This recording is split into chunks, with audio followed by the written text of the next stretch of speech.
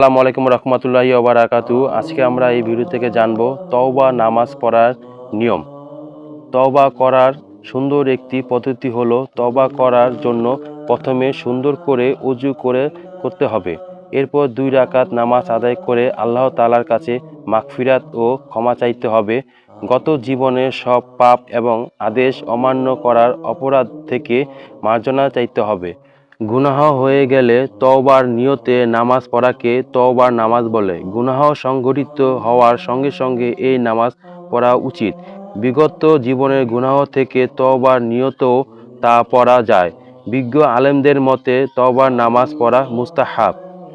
কারণ বিভিন্ন হাদিসে তওবার নামাজের ফজিলত সম্পর্কে আলোচনা করা হয়েছে এবং বিভিন্ন সাহাবা কেরাম তওবার নামাজ পড়াকে প্রমাণ করা হয়েছে।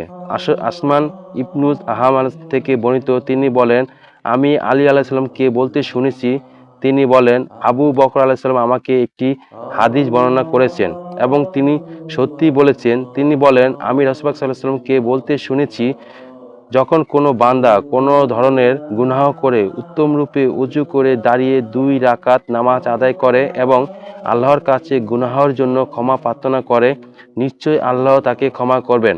আবু দাউদ হাদিস 1521। তাই আমাদের উচিত কখনো গুনাহ সংঘটিত হয়ে গেলে যত দ্রুত সম্ভব মহান আল্লাহর কাছে তওবা করা। এর একটি উত্তম পদ্ধতি হলো উত্তম রূপে ওযু করে 2 রাকাত নামাজ পড়ে তওবা করা। তওবা নামাজের জন্য নির্দিষ্ট কোনো সূরা নেই, তাই যে কোনো সূরা দিয়েই তওবার নামাজ পড়া যায়।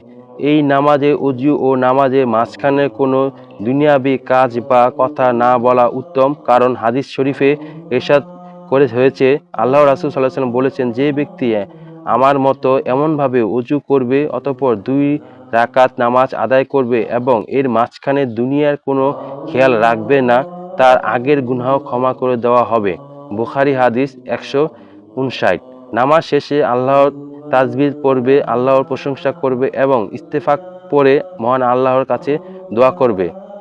তওবার শ্রেষ্ঠ দোয়া হলো সাইয়্যিদুল ইস্তেগফার, অর্থ, হে আল্লাহ, আপনি আমার রব, আপনি ছাড়া কোনো উপাস্য নেই, আমাকে আপনি সৃষ্টি করেছেন, আমি আপনার বান্দা, আমি যথাসাধ্য আপনার সঙ্গে কৃত প্রতিশ্রুতির উপর প্রতিষ্ঠিত থাকব।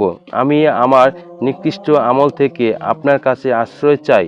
আপনার যে অসংখ্য নিয়ামত ভোগ করছি এর জন্য কৃতজ্ঞতা স্বীকার করছি। আমি আমার গৃহ অপরাধ স্বীকার করছি, অথবা আপনি আমাকে ক্ষমা করে দিন, আপনি ছাড়া অপরাধ ক্ষমা করার কেউ নাই। আবু দাউদ হাদিস 5070। মহান আল্লাহর কাছে কান্নাকাটি করে তওবা করতে হবে, ইনশাআল্লাহ মহান আল্লাহ ক্ষমা করে দেবেন।